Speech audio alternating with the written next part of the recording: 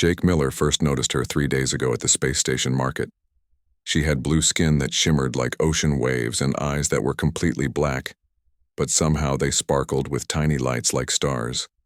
Her silver hair floated around, her head as if she was underwater all the time. She was beautiful in a way that made humans stop and stare. But Jake felt something else when he saw her. He felt watched. The market on Station Omega 7 was always crowded. Humans mixed with beings, from 20 different worlds buying food and supplies, trading stories and goods. But even in that crowd, she stood out. Not just because of her appearance, but because of how she moved. She glided rather than walked, and her eyes never left Jake even. When he turned away, Jake tried to tell himself he was imagining things space could make people paranoid. Being surrounded by the black void with only metal walls between you and death could mess with your mind. He was just a ship mechanic, nothing more. There was no reason for anyone to watch him, especially not someone who looked like her, but the next day she was there again. This time at the repair dock where Jake worked. He was elbow deep in the engine of a cargo hauler when he felt it again, that feeling of being watched. He looked up and there she was standing behind the observation glass. Her black eyes reflected the sparks from his welding torch. She did not try to hide or look away. She just watched. Jake's friend Kyle noticed her. "Man, who is the blue lady?" Kyle asked. "She has been standing there for 2 hours. No idea." Jake lied. He did not want to sound crazy by saying she had been following him. How could he explain that wherever he went she appeared? How could he tell Kyle that he had seen her outside his quarters last night just standing in the corridor? Maybe she needs a ship fixed. Kyle suggested, "You should go talk to her. She is pretty in a weird alien way."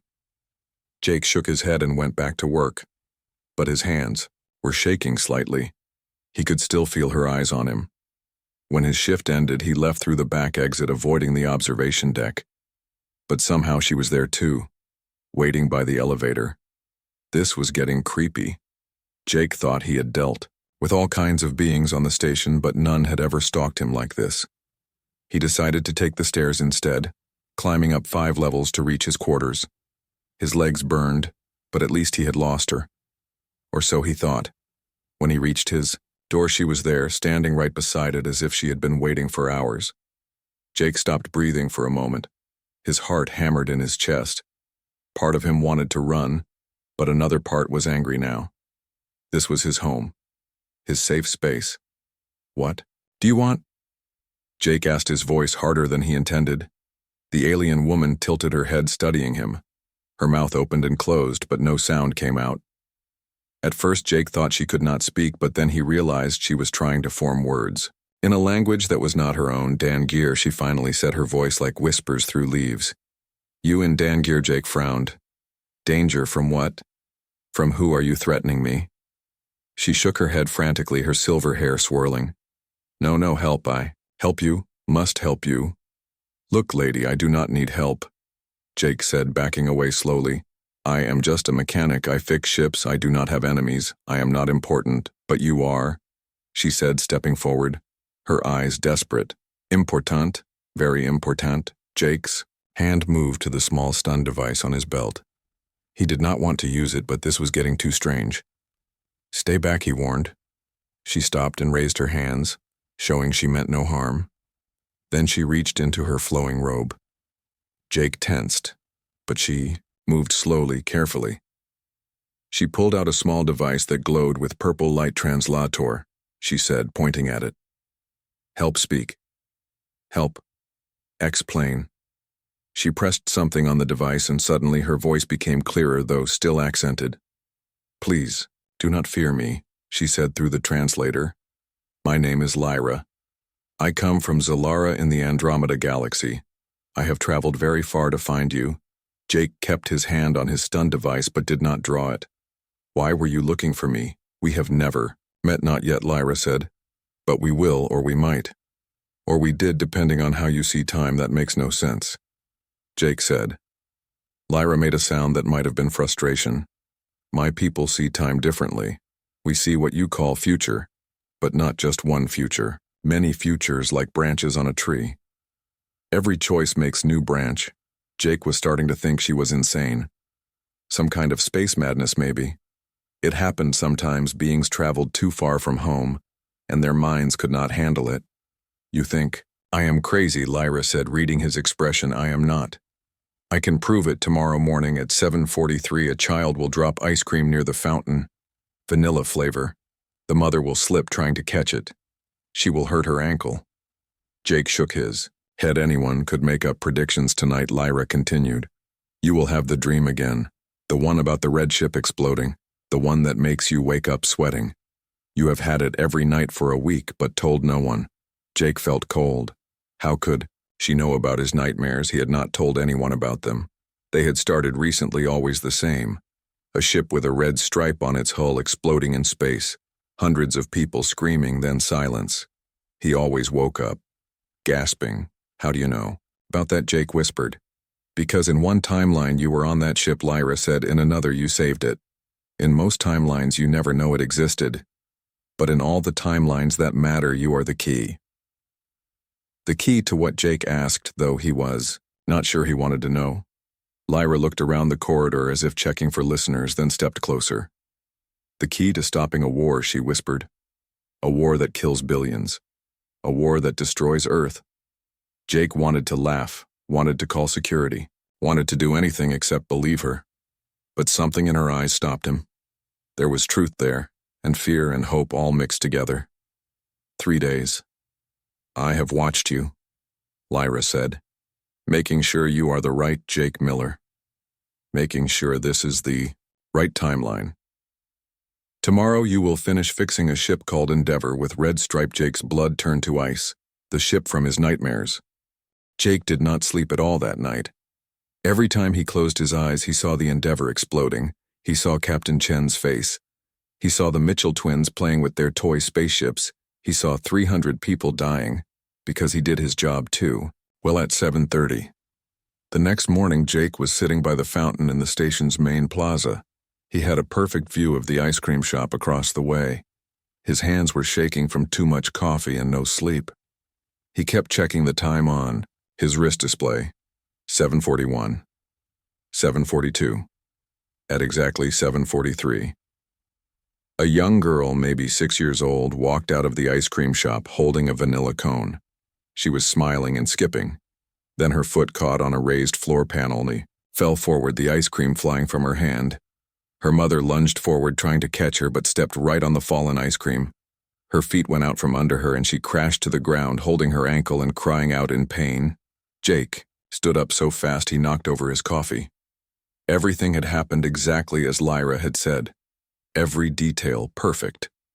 He ran over to help the mother and child, but his mind was racing.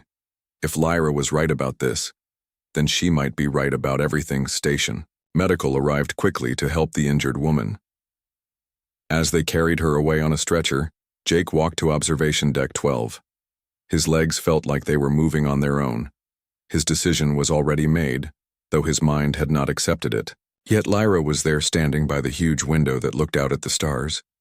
She turned when she heard him approach. The ice cream, Jake said simply. Lyra nodded. I know it is hard to believe. I would not believe either if someone told me, but my people evolved differently. We see time like you see space.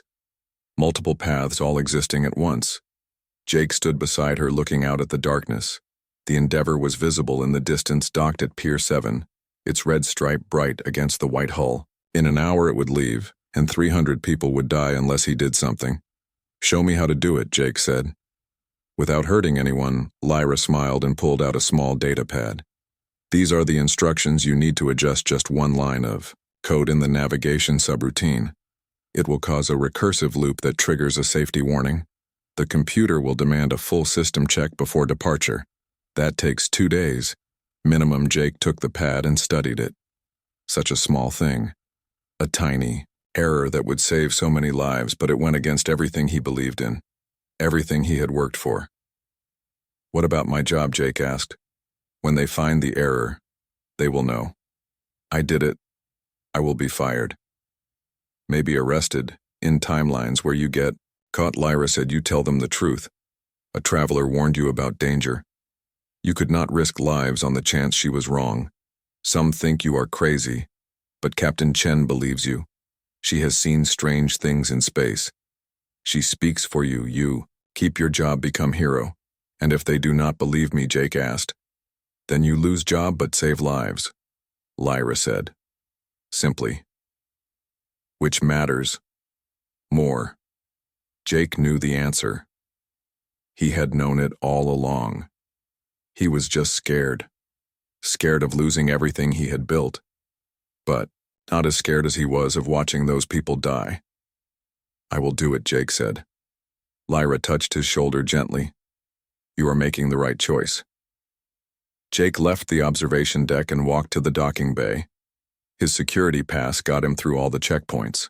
Nobody questioned the head mechanic checking on his work one last time. He climbed aboard the Endeavour and made his way to the navigation room. The ship was busy with pre-departure preparations.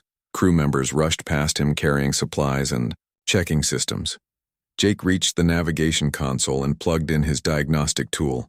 His fingers hesitated over the keyboard. This was it. The moment that would change everything. He thought about the Mitchell twins. They had drawn him a picture last week of him fixing their toy rocket. They had written "Thank you, Jake" in messy children writing. That picture was still on his wall. Jake typed in the code changes Lyra had shown him. It took less than a minute. Such a small thing to save so many lives. He ran a quick test to make sure the error would trigger at the right time, then disconnected his tool and left the ship. An hour later, Jake was in the repair dock pretending to work on a cargo hauler when the announcement came over the station speakers. Attention all passengers and crew of the Endeavour departure has been delayed due to a navigation system malfunction. New departure time to be announced. Repeat, Endeavour departure has been delayed. Kyle looked up from his work. Man, someone is going to be in trouble for that.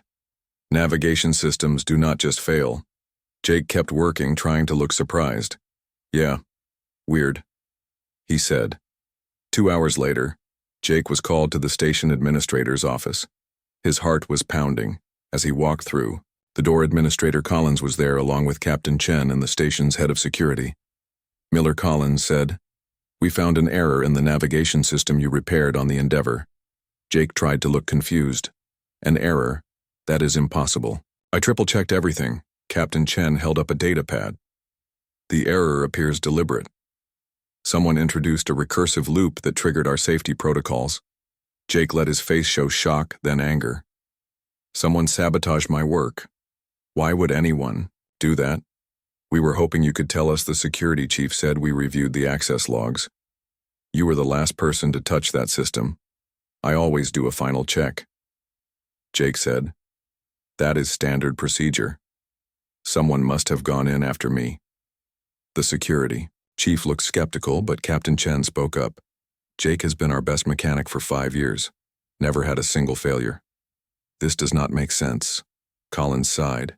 We are reviewing all security footage. If someone sabotaged the ship, we will find them. Miller. You are suspended pending investigation. Jake nodded and left the office. His career might be over, but he felt strangely calm. He had made his choice. Now he had to live with it. That evening, Jake found Lyra at the observation deck. She was smiling. The ship is delayed, she said. 2 days just as needed. In 2 days, the danger will pass, and my job is probably gone. Jake said. Perhaps, Lyra said. Or perhaps not. Captain Chen is smart. She is already wondering why someone would sabotage a mining vessel. She is asking the right questions. Jake stood beside her watching the stars. You said in some timelines we are more than strangers. What did you mean? Lyra was quiet for a moment. In one timeline, you saved my life when the Vorthans attack. In that timeline, we work together to build peace between our peoples. We become close. Very close. And in this timeline, Jake asked. Lyra turned to look at him, her black star-filled eyes meeting his. This timeline is still being written. Every choice creates a new branch. We are at the beginning of a new story. Jake smiled slightly. Want to get some coffee while we wait to see if I still have a job tomorrow? Lyra tilted her head. I have never had coffee. Then you are in for an experience. Jake said. Probably. Not a good one, but definitely an experience. They walked toward the cafe together. A human mechanic who might have just saved the galaxy, and an alien woman who could see through time. It was strange Jake thought how the universe worked, how a stalker could become a friend, how a mistake could save lives, how being human was sometimes more important than being perfect. Jake felt his legs go weak and he leaned against the wall for support. The Endeavor was scheduled to leave tomorrow for the Kepler system. He had just finished repairing their navigation system today. Everything was perfect and ready to go. But now, this alien woman was telling him that ship was connected to his nightmares. You know about the Endeavor. Jake said, his voice barely working. Lyra nodded sadly. In 3 of 7 timelines I have seen that ship explodes.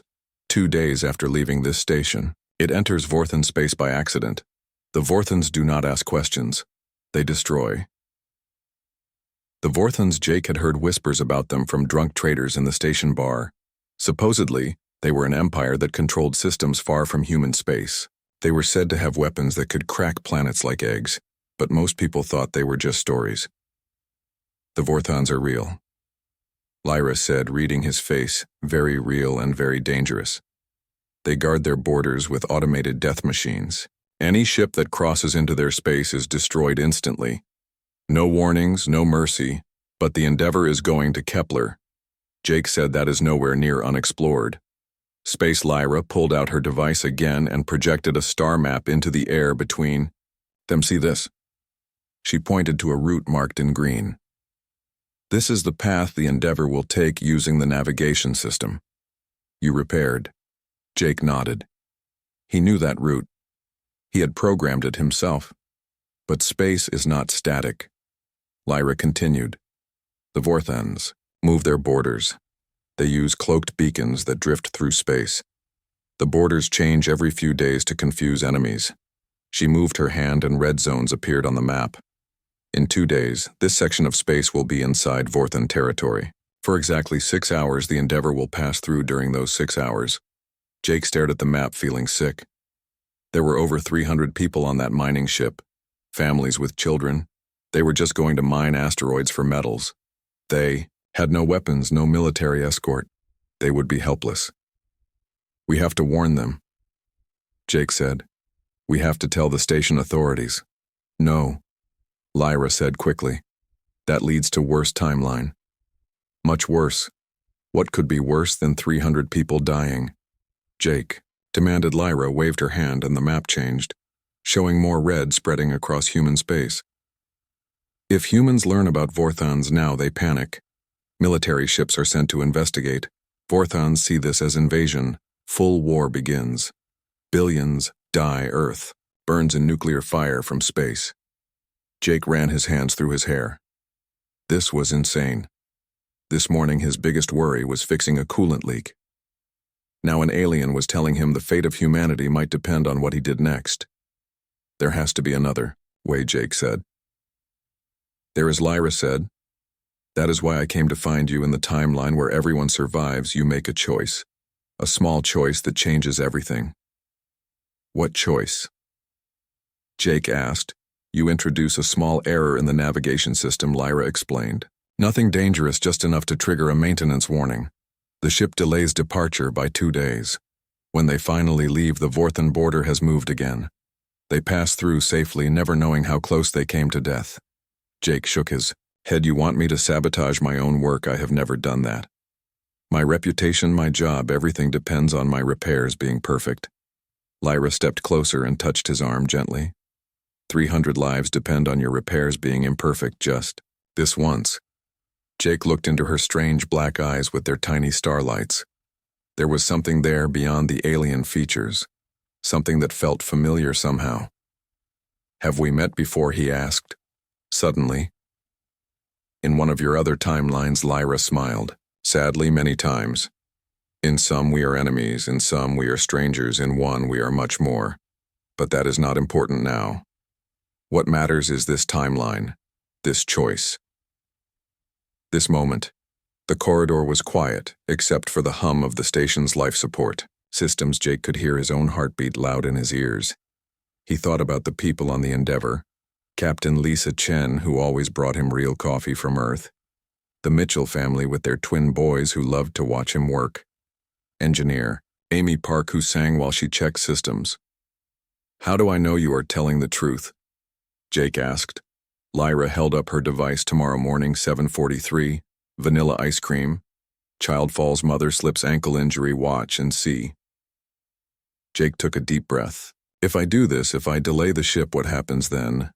"Then you save 300 lives," Lyra said. "And you prevent a war. And you prove something very important." What? Jake asked. "That humans are capable of sacrifice for strangers." Lyra said. "That they can choose others over themselves. That is why in the good timelines humans become the bridge between all species, because you care. Even when it costs you." Jake was quiet for a long moment, thinking.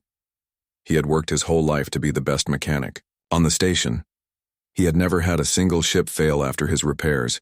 It was his pride, his identity. But was his perfect record worth 300 lives? "There is something else," Lyra said softly. "In the timeline where you save the Endeavor, something else happens. The Vorthans eventually learn what almost happened. They learn a human chose to protect lives rather than protect his reputation. This impresses them. Years later, when official first contact happens, they remember. They choose peace instead of war because one human mechanic proved humans could be trusted." Jake laughed, but there was no humor in it. "So I saved the galaxy by being bad at my job." "No," Lyra said. "You saved the galaxy by being good at being human." Jake looked at his door, then back. "At Lyra, I need to think about this." "You have 10 hours, Lyra said. "The Endeavor is scheduled to depart at 800 hours tomorrow. Will you still be following me?" Jake asked. Lyra shook her head. "I will wait at observation deck 12. If you need me, if you have questions, find me there. I have watched you for 3 days, Jake Miller. I believe you will make the right choice." She turned and glided away down the corridor, leaving Jake alone with the biggest decision of his life. He entered his quarters and sat on his bed staring at the wall. The smart thing would be to report this to security. Tell them about the crazy alien making wild claims about timeline and wars. But what if she was right?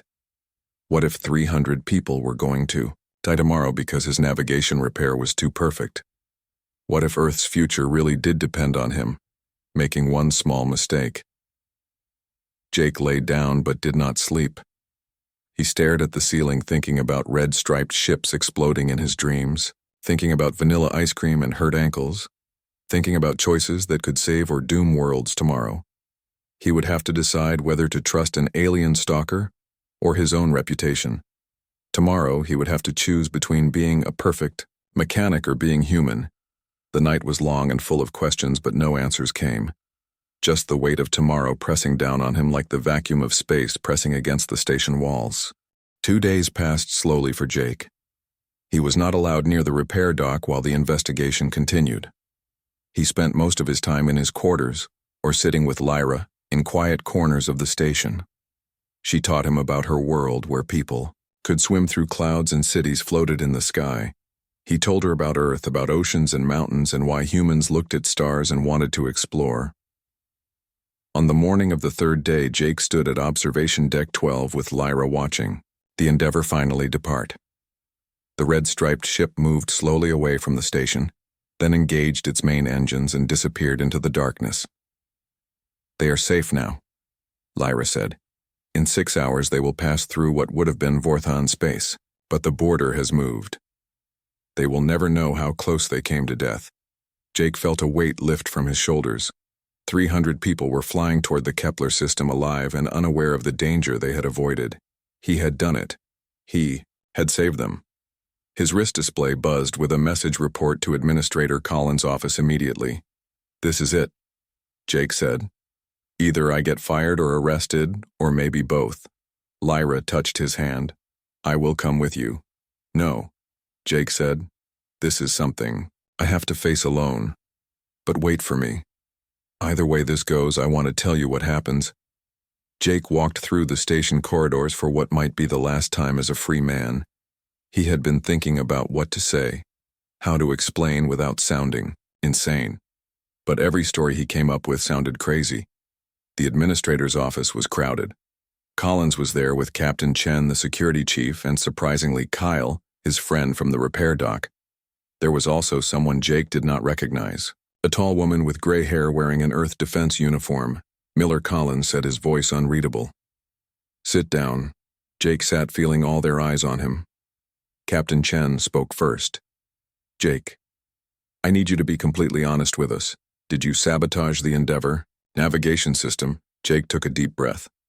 He had decided if asked directly, he would not lie. "Yes." The room erupted, everyone talking at once except for the Earth Defense woman who just watched him with sharp eyes. Collins held up his hand for silence. "Why?" the security chief demanded. "Why would you risk your career, your freedom, to delay a mining ship because someone told me it was going to be destroyed?" Jake said, "If it left on schedule, all 300 people would die." "Who told you this?" Collins asked. Jake hesitated, then decided on the truth. An alien woman named Lyra. She is from Zilara in the Andromeda Galaxy. She can see possible futures. She saw the Endeavor being destroyed. The security chief laughed. "This is insane. He is making up stories to cover." His crime Captain Chen was not laughing. "Tell us everything." Jake started from the beginning, so Jake did. He told them about Lyra following him, about her warning about the ice cream prediction that came true. He told them about the Vorthans and their moving borders. He told them about the choice between his perfect repair record and 300 lives. When he finished, the room was silent. The Earth Defense woman finally spoke. "My name is Commander Ruth Taylor. I am with the Intelligence Division. 3 hours ago, we detected an energy signature in the region of space the Endeavor passed through. It lasted exactly 6 hours, then vanished." Collins leaned forward. "What kind of energy signature?" "The kind we have never seen before," Taylor said. "But it was powerful enough to destroy a small moon. If a ship had been there during that window," she did not finish the sentence. The security chief looked stunned. "You are saying his story is true?" "I am saying something was in that region of space." Taylor said something dangerous, and somehow Mr. Miller knew about it. Captain Chen turned to Jake. "This Lyra, where is she now?" Jake hesitated, then answered. "Observation deck, 12. Taylor stood. "Bring her here." Now 20 minutes later, Lyra stood in the administrator office. She had refused to be afraid even when security officers escorted her. She stood tall and calm, her black eyes studying everyone in the room. "You claim to see futures," Commander Taylor said. "Prove it." Lyra tilted her head. "In 10 seconds, your communication device will alert you about a ship arriving early. The Celestial Dream from Mars. They had good solar winds." Taylor's communicator beeped. She looked at it, her face going pale. "The Celestial Dream just requested early docking permission. They are 2 days ahead of schedule." Collins stood up slowly. "What are you? I'm a temporal navigator," Lyra said through her translator. "My people evolved on a world where time moves differently. We learned to see the branches of possibility to navigate between potential futures. I came here because in many timelines this station becomes the starting point of a terrible war. But in the good timelines it becomes the birthplace of peace." "Why?" Jake Chen asked. "Why was he so important?" "Because humans are unique," Lyra said. "You are one of the few species that will risk everything for strangers. You have empathy that crosses species boundaries." In the timeline where Jake saves the Endeavor, word spreads. A human mechanic sacrificed his career for people he barely knew. When the Vorthans eventually learn of this, they are impressed. They begin to think perhaps humans can be trusted. Taylor crossed her arms. "You are saying one act of sacrifice could prevent a war." "Not just one act," Lyra said, "but the first of many." Jake's choice creates ripples. Other humans learn of it. They begin to act differently. Small kindnesses to aliens become more common. Fear decreases. Trust grows. When official first contact with the Vorthans happens in 5 years, humans are ready. They choose ambassadors over armies. "This is still hard to believe," Collins said. "Then let me show you something else," Lyra said. "Administrator Collins, tomorrow, you will receive a message from Earth." Your daughter just had a baby early. A girl named Sophie. Both are healthy, but you should take leave to visit them. Collins went white. How could you know that? We have not told anyone we were expecting a grandchild. See many things, Lyra said gently. The question is not what I know. The question is what you will do with what you now know. The room was quiet for a long moment. Then Captain Chen spoke. Jake saved my crew. He saved my ship. I do not care how he knew I owe him everything. Kyle spoke up, surprising everyone. Jake is the best mechanic on this station, has fixed my mistakes more times than I can count. If he says an alien told him to save people, then I believe him. Commander Taylor looked at Collins. This situation is unprecedented. We have potential proof of precognitive abilities and first contact with a species we have never encountered. I need to report this to Earth Defense immediately. Collins rubbed his face, looking tired. Miller, you deliberately sabotaged a ship that is a crime, but you also potentially saved 300 lives. That is heroism. I do not know what to do with you. Captain Chen stood. I do. Jake comes to work for me on the Endeavor. We need a chief engineer who cares more about our lives than his reputation, someone who will make the hard choices to keep us safe. Jake looked at her surprised. You are offering me a job. I am offering you a family. Chen said. My crew takes care of each other, and anyone who risks everything to save us is already part of that family. Lyra smiled, her first real smile since Jake had met her. This is how it begins. In the good timeline, Jake joins the Endeavor. They explore together. They make first contact with 3 new species, all peaceful, all successful, because humans lead with compassion, not fear. Collins sighed. This is all insane, but if Chen wants you on her crew, I will not stand in the way. Miller, you are cleared of all charges, but I want weekly reports on any other future predictions your alien friend makes. Jake could not believe it. He was not going to prison. He was not even losing his job. He was getting a better one as the meeting ended and people filed out. Commander Taylor approached Lyra. I need to ask you about these Vorthons, about the war that might come. There is time. Lyra said 5 years if we are careful. I will tell you everything. But remember, knowing the future is dangerous. Every choice you make to avoid one disaster might create another. Taylor nodded. We will be careful. As Jake and Lyra left the office together, Jake felt lighter than he had in days. They walked back to Observation Deck 12, their spot now, and looked out at the stars. Thank you. Jake said, you saved my life, my career, everything. No, Lyra said, you saved yourself. You made the choice. You took the risk. I just showed you the path. 3 weeks later, Jake was aboard the Endeavor as it flew through deep space. He had settled into his new role as chief engineer, and the crew had accepted him completely. The Mitchell twins had drawn him another picture, this time of him as a superhero, saving their ship. They did not know how close to the truth that was Lyra had stayed on Station Omega-7 to work with Commander Taylor and Earth Defense. They were preparing humanity for what was coming, teaching selected people about the Vorthons, about the importance of the next 5 years. But she and Jake talked every day through the communication system. How is space? Jake asked during one of their calls. You must miss traveling. Space is vast, Lyra replied through the screen. But I am where I need to be. This timeline needs guidance. The choices made now will echo for centuries. Jake was alone in the engine room doing routine maintenance. The hum of the ship around him was comforting. He had learned to love this ship and its people in just 3 weeks. They really had become family. Tell me about the good timeline, Jake said. The one where everything works out. What happens to us, I mean? To humanity. Lyra smiled on the screen. In the best timeline, humanity becomes the bridge between all species.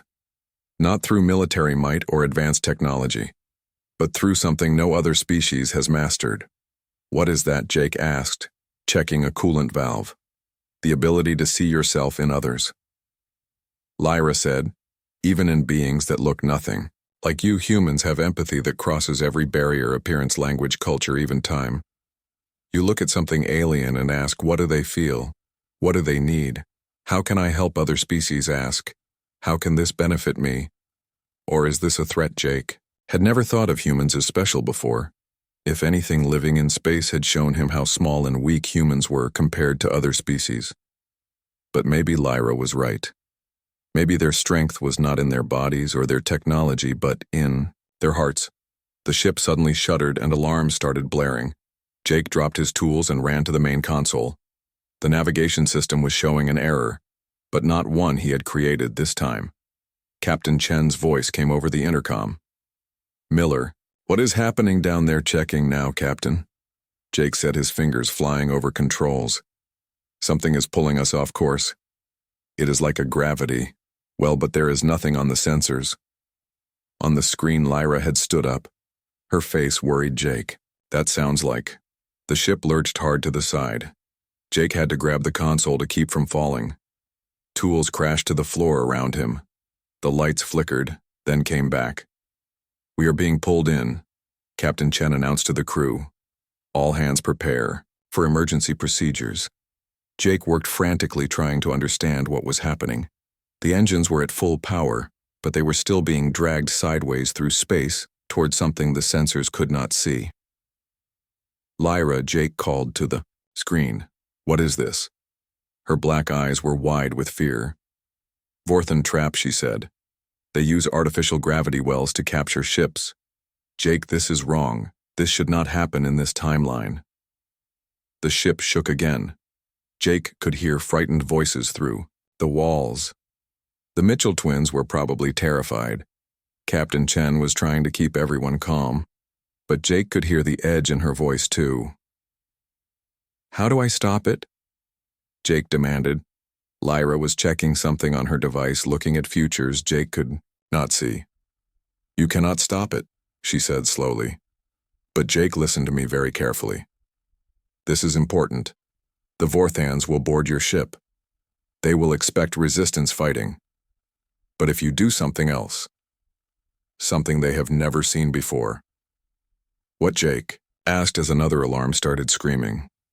Surrender, Lyra said, but not in fear. Surrender in welcome, invite them aboard as guests, offer them food, show them your ship like you are proud of it, show them your children playing. That is insane. Jake said, they are attacking us. No, Lyra said urgently. They are testing you. This is not the timeline I saw, but I can see new branches forming. If you fight, they destroy you. If you run, they hunt you. But if you welcome them as friends, something amazing happens. The ship stopped shaking suddenly. Everything went quiet. Jake looked at his console.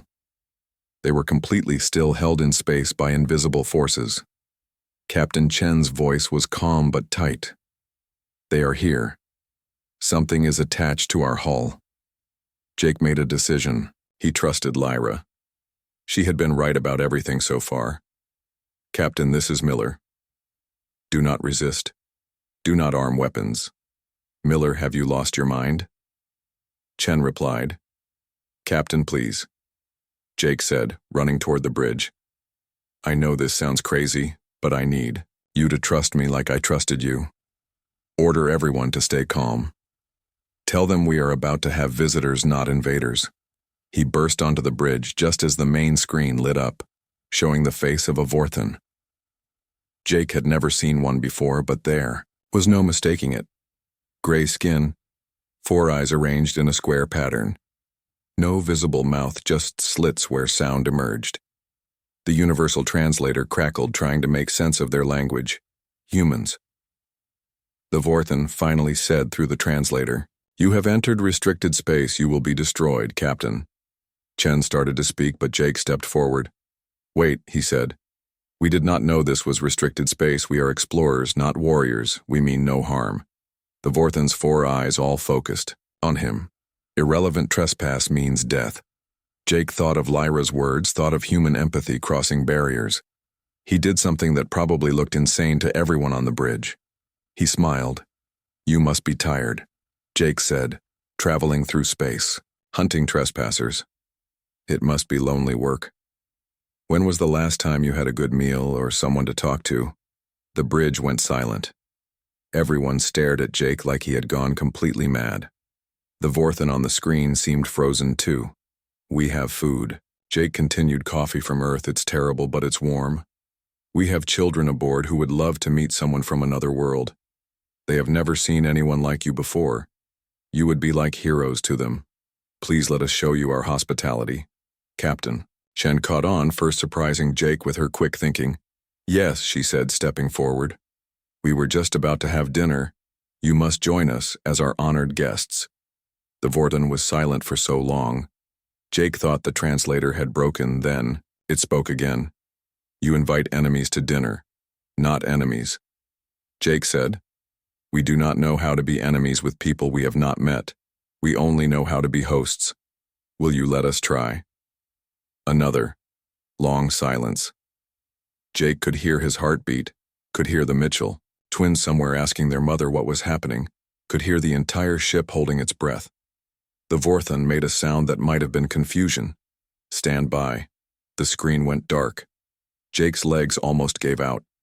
Captain Chen grabbed his arm. Miller, what are you doing? Being human, Jake said. I hope that is enough. 20 minutes later, the airlock opened. 4 Vorthans entered, walking upright on legs that bent in ways that hurt Jake's brain to watch.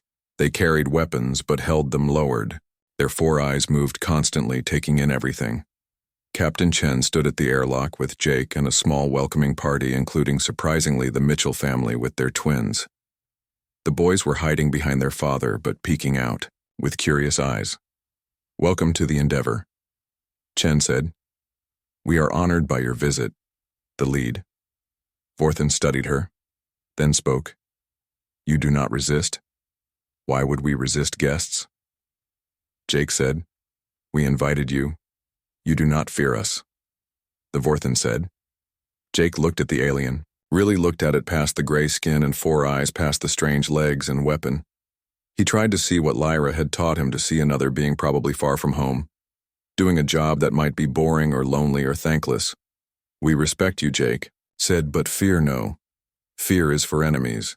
You are not our enemy. One of the Mitchell twins. The braver one stepped out from behind his father and held up a piece of paper. I made this for you, he said to the lead, Vorthan. The alien bent down its 4 eyes, focusing on the child. The paper had a drawing of the ship with stick figures of humans and gray figures that were probably meant to be Vorthans, all holding hands around it. The child had written, welcome, in messy letters at the top. The Vorthan took the paper carefully in its 3-fingered hand. It studied the drawing for a long moment, then made a sound the translator could not convert. No one has ever given us a gift before. The Vorthan finally said, no one has ever drawn us as anything but monsters. We do not know how to draw monsters, Jake said. We only know how to draw people.